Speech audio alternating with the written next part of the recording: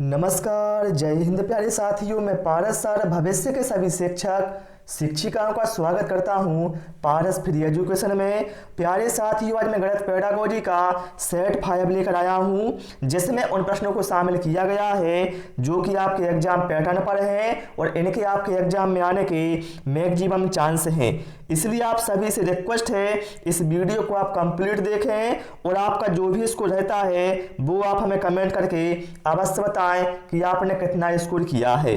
तो चलिए भाई, हम शुरू करते हैं प्रश्न क्रमांक 1 से। और यदि आपको इससे पहले के सेट देखना है तो वो आपको प्ले लिस्ट में मिल जाएंगे। यहाँ पर भाई बोला गया है, कक्षा में शिक्षिका विद्यार्थियों को विभिन्न प्रकार से चतुर्भुज को परिभाषित करने के लिए कहती है, जैसे भुजाओं के प्रयोग द्वारा, कोणों के प्रयोग द्वारा, विकर्णों के प्रयोग द्वारा आदि। तो यहाँ पर बताना है शिक्षिका का उद्देश्य क्या है। ऑप्शन क्या है, विभिन्न परिप्रेक्ष्यों से चतुर्भुज को समझने में विद्यार्थी की सहायता करना, बिल्कुल सही है। सभी परिभाषा को कंठस्थ करने में विद्यार्थियों की सहायता करना। तो देखिए भैया, कंठस्थ करने या याद करने पर फोकस नहीं किया जाता है शिक्षण में, तो ये तो भैया क्या है, हमारा गलत हो गया। फिर क्या है, परिभाषा पर आधारित चतुर्भुज की सभी समस्याओं को हल करने में विद्यार्थियों की सहायता करना। यहाँ पर क्या है, परिभाषा पर आधारित, तो भैया इसको भी काट दो। फिर यहाँ पर क्या है, परिभाषाओं की खोजने की बात की गई है ऑप्शन डी में, तो वो भी गलत हो जाएगा। यहाँ पर जो फिलहाल हमारा करेक्ट आंसर है वो जाएगा ऑप्शन ए के साथ। समझ गए। चलिए भाई, इसके बाद आते हैं प्रश्न क्रमांक 2 पर। और आप सभी से मेरी रिक्वेस्ट है, वीडियो पसंद आए भाई तो वीडियो को लाइक और शेयर करें और चैनल को जरूर सब्सक्राइब करें। यहाँ पर कहा गया है, छोटे बच्चों में गणितीय विचार निम्न क्रम में विकसित किए जा सकते हैं। यदि आपको छोटे बच्चों भैया गणितीय विचार विकसित करना हो तो बताइए किस क्रम से उन्हें विकसित करना होगा। तो देखिए भाई, सबसे पहले हम क्या करेंगे, छोटे बच्चों को ठोस वस्तुएं दिखाएंगे, जिससे क्या है, बच्चा उन वस्तुओं को समझ लेगा और उन्हें व्यक्त करने में बच्चे को कठिनाई नहीं होगी। जब बच्चा ठोस वस्तुओं को व्यक्त करने लगेगा, उसके बाद क्या करेंगे, हम उन ठोस वस्तुओं को चित्रों के माध्यम से समझाएंगे। और जब चित्रों के द्वारा ये बच्चा समझ लेगा तो बाद में हम संकेत के माध्यम से उसको समझाएंगे। तो यहां पर सबसे पहले हम क्या करेंगे, ठोस वस्तुओं का प्रयोग, फिर चित्र का, फिर संकेत का। तो यहां पर जो हमारा करेक्ट आंसर है वो चला जाएगा ऑप्शन सी के साथ। ठीक है, समझ गए। कोई डाउट तो नहीं किसी को? डाउट हो भाई तो कमेंट बॉक्स में कमेंट कर सकते हैं। चलिए, यहां पर क्या बोला गया है, गणित शिक्षण में आगमन विधि के द्वारा हम आगे बढ़ते हैं, सूक्ष्म से स्थूल की ओर, सामान्य से विशिष्ट की ओर, ज्ञात से अज्ञात की ओर, या फिर अज्ञात से ज्ञात की ओर। तो ध्यान रखिए भाई आप लोग, आगमन विधि में क्या होता है, उदाहरण से नियम की ओर होता है। ठीक है, फिर क्या होता है, विशिष्ट से सामान्य की ओर होता है, और एक होता है ज्ञात से अज्ञात की ओर। तो यहां पर हम देखें, इसमें से जो ऑप्शन सी है वो हमारा करेक्ट आंसर हो जाएगा, ज्ञात से अज्ञात की ओर। यह आगमन विधि का शिक्षण सूत्र होता है। समझ गए। चलिए भाई, प्रश्न क्रमांक 4 पर आते हैं। सिद्ध कीजिए कि ऐसी कोई भी परिमेय संख्या नहीं है जिसका वर्ग 2 है। यदि भैया आपको ये सिद्ध करना है कि ऐसी कोई भी परिमेय संख्या नहीं है जिसका वर्ग 2 है, तो बताइए आप किससे इनको सिद्ध करेंगे। तो ध्यान रखिए रहे भाई आपको, जब भी ऐसा प्रश्न आता है तो उसमें क्या करते हैं, हम विरोधाभास का प्रयोग करते हैं। मतलब उसमें क्या हम उल्टा मान लेते हैं। हम इसमें मान लेंगे कि परिमेय संख्या का वर्ग 2 होता है। ठीक है, तो इसको जब गलत साबित कर देंगे हम कि ये जो हमने माना था वो गलत है, अर्थात ये सिद्ध हो गया। ठीक है, तो अर्थात यहां पर जो हमारा करेक्ट आंसर है वो जाएगा ऑप्शन सी के साथ, विरोध द्वारा उत्पत्ति। ठीक है, ओके, मतलब जो उल्टा है इसको हम मानकर इसको सिद्ध करते हैं। ओके, चलिए भाई, प्रश्न क्रमांक 5 पर आते हैं। आप लोगों ने गणित में 10वीं में परिमेय भैया पढ़े होंगे, जिसमें आपने इसका यूज किया होगा। ठीक है, चलिए, यहां पर भाई क्या कहा गया है प्रश्न क्रमांक 5 में, गणित सार संग्रह के लेखक कौन हैं? तो भाई मेरे ऑप्शन आर्यभट्ट, भास्कराचार्य, महावीराचार्य या फिर ब्रह्मगुप्त। तो यहां पर जो हमारा करेक्ट आंसर है वो जाएगा महावीराचार्य के साथ। ठीक है, चलिए इसके बाद प्रश्न क्रमांक 6 पर आते हैं। प्रिया गणितीय प्रश्न करने में निपुण है, उसमें किस प्रकार की बहुबौद्धिकता की अधिकता है? भाषाई बुद्धि, अंतर्वैयक्तिक बुद्धि, तार्किक बुद्धि या फिर मनोगत्यात्मक बुद्धि। तो भाई हम सभी जानते हैं गणित की जो प्रकृति है वह कैसी है, तार्किक। अर्थात गणित के यदि आप सवाल करने में निपुणता चाहिए आप, तो आप में क्या है, तार्किकता होनी चाहिए। तो यहाँ पर जो प्रिया भैया गणितीय प्रश्न करने में कैसी है, निपुण है, अर्थात हम कह सकते हैं उसमें तार्किक बुद्धि की अधिकता है। ओके, इसके बाद भैया हम आते हैं प्रश्न क्रमांक 7 पर। और जिन लोगों ने भाई चैनल को सब्सक्राइब नहीं किया है, सब्सक्राइब अवश्य कर लें, क्योंकि यहां पर आपको डेली इसी तरह के वीडियो मिलने वाले हैं। अमूर्तता, विशिष्टीकरण एवं व्यापीकरण किस विषय की समझ बढ़ाने के लिए उपयोग किया जाता है? हिंदी, विज्ञान, सामाजिक विज्ञान या फिर गणित।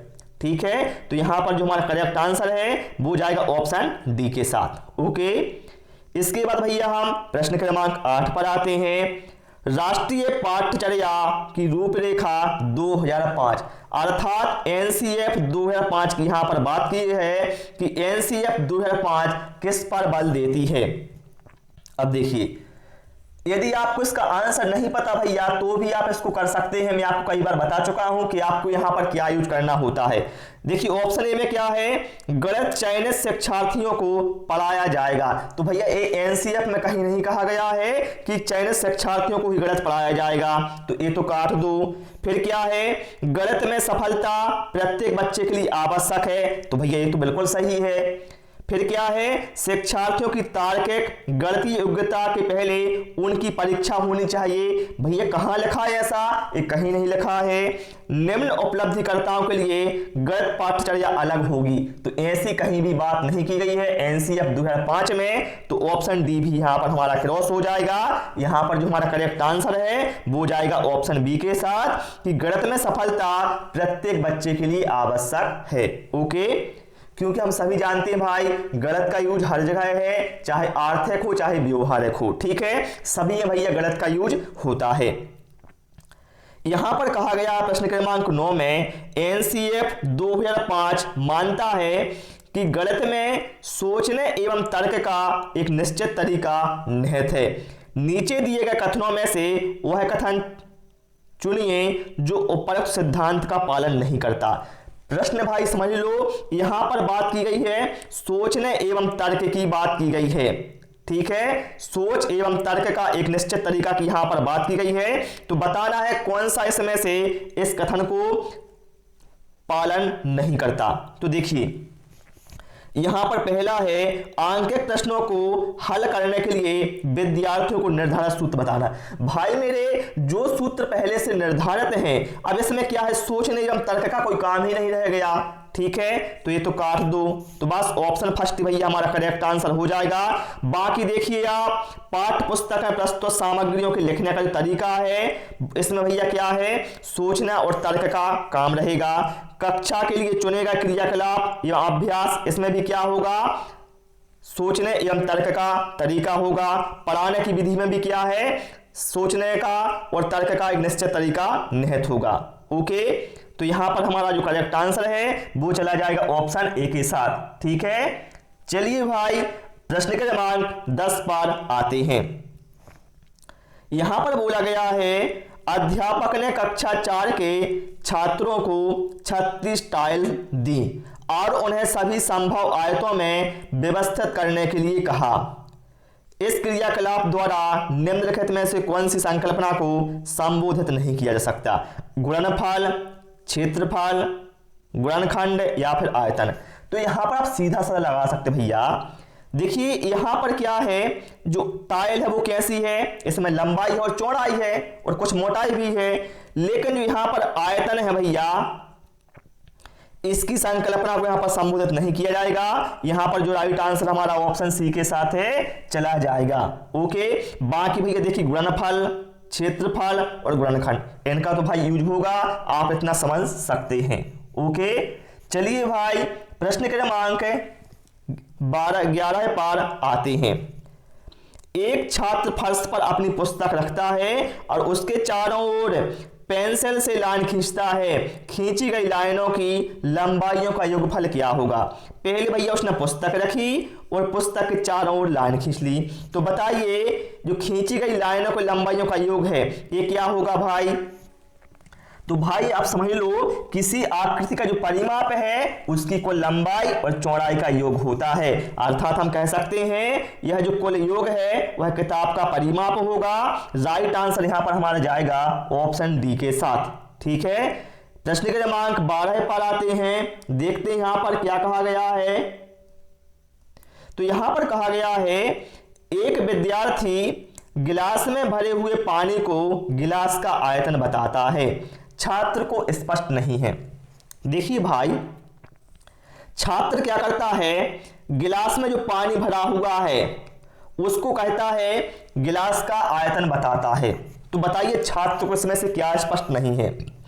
आयतन की अवधारणा, तो मेरे भाई उसे आयतन की अवधारणा तो स्पष्ट है, क्योंकि हम सभी जानते हैं यदि आपको गिलास का आयतन पता करना है तो जितना आयतन का पानी बनेगा उतना ही गिलास का आयतन होगा। ये तो सही है।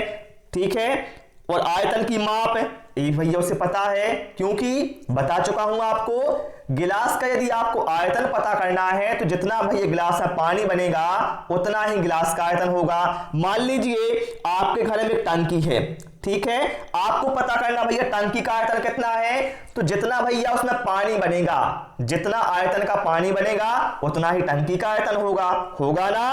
तो ये तो हम नहीं बोल सकते कि उसे आयतन की अवधारणा या आयतन की माप की अवधारणा स्पष्ट नहीं है। ठीक है, ये तो उसे स्पष्ट है। आयतन का सूत्र, मेरे भाई यहां पर आयतन के सूत्र का कहीं पर जिक्र नहीं किया गया है। ठीक है, तो इसको हम कुछ नहीं कह सकते। आयतन की इकाई, तो मेरे भाई आयतन की जो इकाई है इसे स्पष्ट नहीं है, तो यहां पर जो हमारा करेक्ट आंसर है भाई वो जाएगा ऑप्शन डी के साथ। यह जो भैया प्रश्न है बिहार टीईटी में आया हुआ है। ठीक है, ओके, चलिए प्रश्न क्रमांक 13 पर आते हैं। यहां पर भाई कहा गया है कक्ष में गणितीय भाषा में निपुणता को निम्नलिखित क्रम में समस्या को प्रदर्शित करने के द्वारा पढ़ाया जा सकता है। बताइए यदि आपको कक्ष में गणितीय भाषा में निपुणता में सही करना है विद्यार्थियों को तो किस क्रम से आप पढ़ाएंगे? तो भाई मेरे सबसे पहले आपको क्या करना है, विद्यार्थियों के मध्य रोजमर्रा की भाषा का प्रयोग करना है।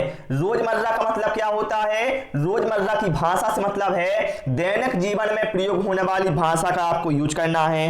तो ऑप्शन बी में और ऑप्शन डी में दिया है रोजमर्रा की भाषा सबसे पहले नंबर पर, तो ये तो ए और सी तो भैया पहले ही हमारे क्रॉस हो गए। फिर इसके बाद क्या करना है आपको, उसके बाद आपको समस्या गणितीकरण की भाषा में प्रस्तुतिकरण करना है। जो समस्या रहेगी उसको क्या करेंगे आप, गणितीकरण की भाषा में उसको पेश करेंगे बच्चे के सामने, और फिर गणितीय समस्या समाधान की भाषा का यूज करेंगे, और सबसे बाद में करेंगे हम प्रतीकात्मक भाषा का यूज। तो यहां पर जो हमारा करेक्ट आंसर है वो जाएगा ऑप्शन डी के साथ। ठीक है, चलिए प्रश्न क्रमांक 14 पर आते हैं। और भाई मैं आपको समझाता क्यों हूं, इसलिए समझाता हूं जिससे आपका जो कॉन्सेप्ट भैया वो भी साथ साथ क्लियर तो होना चाहिए, क्योंकि ऐसा तो भैया आप किताब में भी पढ़ सकते हैं। तो यहां पर कहा गया है कक्षा में बच्चों के मूल्यांकन का मुख्य उद्देश्य क्या होता है? बच्चों का आत्मविश्वास बढ़े, ये क्या मूल उद्देश्य होता है? बच्चों के तुलनात्मक प्रवीणता की जानकारी शिक्षक को प्राप्त हो, बच्चों को विषय ज्ञान में समझ बढ़े, या फिर बच्चे कक्षा में नियमित रहें। तो ध्यान रखिए भैया मूल्यांकन का मुख्य उद्देश्य की यहां पर बात हुई है तो उसका होता है कि बच्चों के तुलनात्मक प्रवीणता की जानकारी शिक्षक को प्राप्त हो कि भैया बच्चा का जो स्तर है वो किस स्तर कैसा है, और उसी के आधार पर वह आगे की योजना बना सके। प्रश्न के क्रमांक 15 में कहा गया है भाई, किसका कथन है कि शिक्षक शिक्षण उपकरणों के माध्यम से शिक्षण को स्थायी एवं रोचक बना देते हैं। तो भाई मेरे यह कथन है मेकन तथा रॉबर्ट्स का कि शिक्षक शिक्षण उपकरणों के माध्यम से शिक्षण को स्थायी और रोचक बना देते हैं। यहां पर हमारा करेक्ट आंसर जाएगा ऑप्शन सी के साथ। तो प्यारे साथियों, आज इस क्लास में इतना ही। उम्मीद है आप सभी को क्लास पसंद आई होगी। भाई क्लास पसंद आई, सभी से रिक्वेस्ट है वीडियो को लाइक और शेयर करें, चैनल को सब्सक्राइब करें। Thanks for watching this video.